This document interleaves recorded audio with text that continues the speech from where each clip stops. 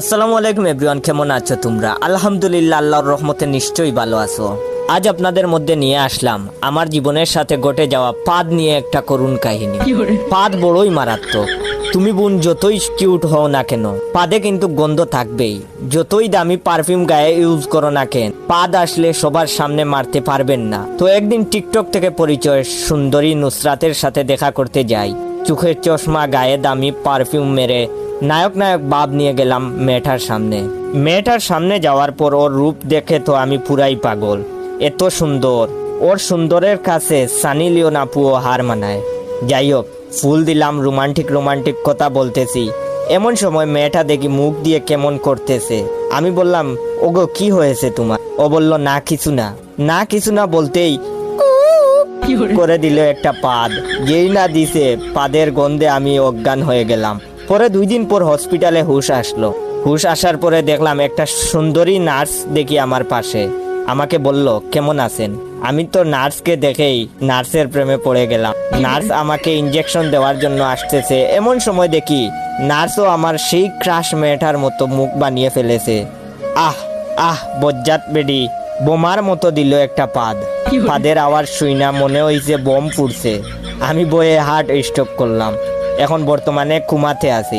যাদের আমার ভিডিওটা দেখে হাসতে হাসতে পাদ চলে আসছে, তারা আপনার 10 জন বন্ধুকে শেয়ার করবেন আর কমেন্ট করে বলবেন পাদের কারণে কখনো লজ্জা পেয়েছেন কি? পাদ আসলে বড়ই মারাত্মক।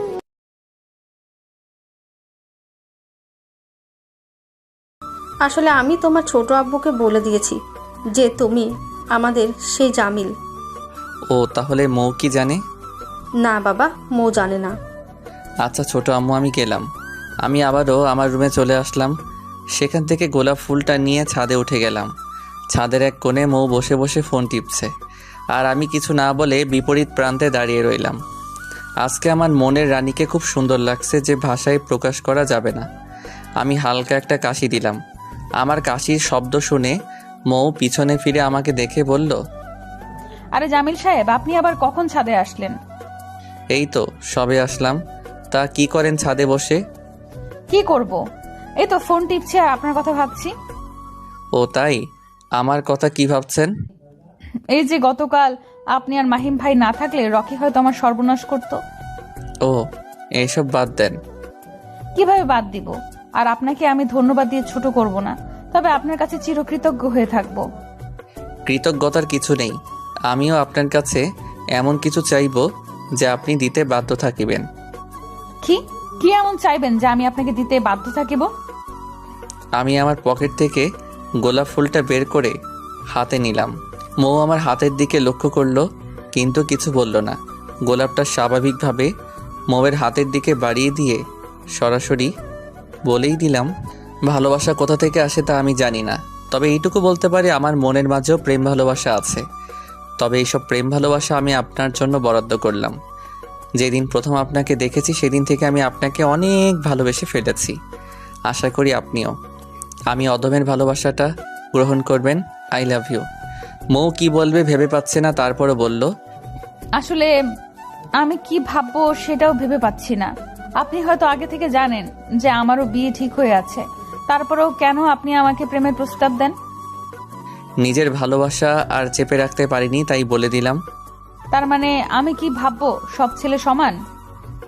সব ছেলে তো আর আপনাকে প্রপোজ করেনি। এখন বলেন, আমার ভালোবাসাকে আপনি গ্রহণ করবেন? দেখুন মিস্টার জামিল, আমি আপনাকে ভালোবাসতে পারবো না, সো আমাকে আর বিরক্ত করবেন না। আমি গেলাম, বাই। বাহ বাহ, আমার পাগলি দেখছি আসলেই আমাকে খুব ভালোবাসে, না হলে আমার আজকের এই প্রেমের প্রস্তাবে রাজি হয়ে যেত। যাই হোক, আমি বলে দেই যে আমি সেই জামিল যে কানাডা থেকে এসেছে। মৌ চলে যাচ্ছিল আর মৌয়ের হাত ধরে বললাম, আমি সত্যি আপনাকে ভালোবাসি, খুব ভালোবাসি। সব ছেলেই লুচ্চা টাইপের হয়, আপনার তো সাহস কম না? হাত ধরলেন কেন? আমি আপনাকে বললাম যে আমার বয়ফ্রেন্ড আছে, তারপরও কেন আমাকে ভালোবাসার কথা বলেন? এত জোরে থাপ্পড় মারলে? বেশ করেছি, আরো থাপ্পড় দিব। আপনি আজকে থেকে আমাদের বাসায় আর থাকবেন না, অন্য কোথাও বাসা দেখেন। সত্যি চলে যাব? হ্যাঁ, চলে যাবেন। আচ্ছা যাচ্ছি। এ কথা বলেই আমি সিঁড়ি দিয়ে নিচে নামছি, আর আমার পিছন দিয়ে মৌও সিঁড়ি দিয়ে নিচে নামছে। আরেকটা কথা, ছাদে উঠতে হলে আমার রুমের পাশ দিয়ে যেতে হয়। যেহেতু আমি উপরে তলায় থাকি, তাই আমি আমার রুমের দরজার কাছে চলে আসলাম। আর মৌ যখন আমার দরজার সামনে আসলো, তখন এক টান দিয়ে আমার রুমের ভিতর নিয়ে গেলাম আর দরজাটা লাগিয়ে দিলাম। আমার এরকম আচরণ দেখে মৌ হয়তো খুব অবাক হয়েছে এবং ভয় পেয়েছে। মৌ বলতে লাগলো, এই আপনি আমাকে রুমের ভেতর নিয়ে আসলেন কেন? আরে ভয় পাবার কিছু নেই, আমি তোমাকে কিছুই করব না। তবে তোমার জন্য একটা সারপ্রাইজ আছে। কি সারপ্রাইজ? আর সারপ্রাইজ দিতে হলে কি রুমের মাঝে দিতে হয় বা দরজা বন্ধ করে? আমি না হয় একটু অন্যরকম ভাবে সারপ্রাইজ দিব। দেখুন, আমাকে তাড়াতাড়ি যেতে দিন, সন্ধ্যা হয়ে যাচ্ছে। আরে জান পাখি, তুমি আমাকে চিনতে পারোনি। আমি মৌকে হোয়াটসঅ্যাপে কল দিয়ে জান পাখি বলে ডাকতাম। জান পাখি? আপনি কে বলুন? চিনতে কি এখনো কষ্ট হচ্ছে? কে আপনি বলুন? আমি আর কিছু না বলে পাগলিটাকে জড়িয়ে ধরলাম, কিন্তু পাগলিটা আমাকে ছাড়াবার চেষ্টা করছে, কিন্তু পারছে না। তাই মৌকে বললাম, আমি তোমার সেই ভালোবাসা যার জন্য তুমি এতদিন অপেক্ষা করেছিলে। তার মানে কি তুমি সেই জামিল? রে পাগলি, সবাই জানে আমার নাম জামিল আহমেদ, কিন্তু তুমি তো জানতে আমার গল্পের আইডিতে আমার ছদ্মনাম কাব্য জামিল। তারপরও সেদিন চিনতে পারলে না। এখন মৌ আমাকে আরও শক্ত করে জড়িয়ে ধরলো যেন আমি ছুটে না যাই, আর কান্না করে যাচ্ছে। তুমি তো এতদিন আমার পাশে থেকেও আমাকে কেন কষ্ট দিলে? তুমি তো দেখেছো আমি তোমাকে ছাড়া কতটা অসহায়। জানি, আমিও খুব কষ্ট করে থেকেছি। আমারও ইচ্ছা ছিল তোমাকে আমার পরিচয় দিব, কিন্তু দেইনি। ভাবছি একটু সারপ্রাইজ দেই।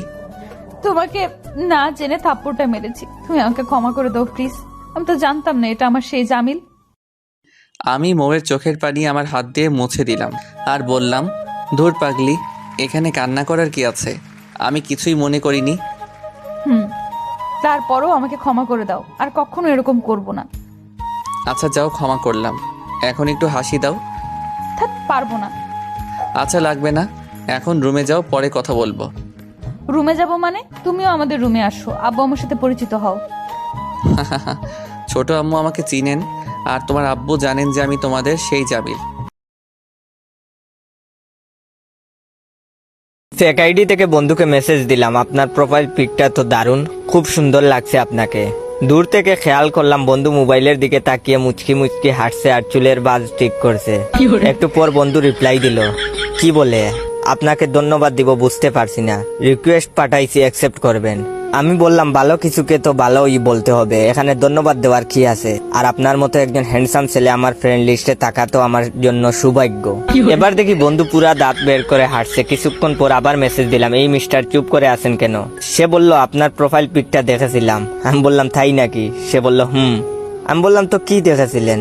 সে বলল, আপনি খুব সুন্দর, একদম পরীর মতো, সারাদিন চেয়ে থাকতে ইচ্ছে করে। আমি বললাম, এভাবে বলবেন না প্লিজ, আমার শরম করে। বন্ধু বলল, সত্যি বলছি, আপনি অনেক সুন্দর। এতগুলো ধন্যবাদ আপনাকে। আরে বলল, একটা কথা জিজ্ঞাসা করব। আমি বললাম, একটা কেন, আপনার যত ইচ্ছা জিজ্ঞাসা করুন। সে বলল, আপনার কারোর সাথে রিলেশন আছে? আমি বললাম, আমি প্রেম ভালোবাসা পছন্দ করি না, তবে আপনার মতো একটা হ্যান্ডসাম ছেলে পেলে ভেবে দেখতে পারি। এবার দেখি বন্ধু মোবাইলকে কিস করতেছে। আমি ডাটা অফ করে বন্ধুর কাছে গেলাম। বন্ধু আমাকে দেখে গুনগুন করে গান গাইতে শুরু করলো, প্রেম সবারই জীবনে আসে, আমারও জীবনে প্রেম এসেছে, কেউ আমাকে ভালোবেসেছে, কেউ আমাকে ভালোবেসেছে।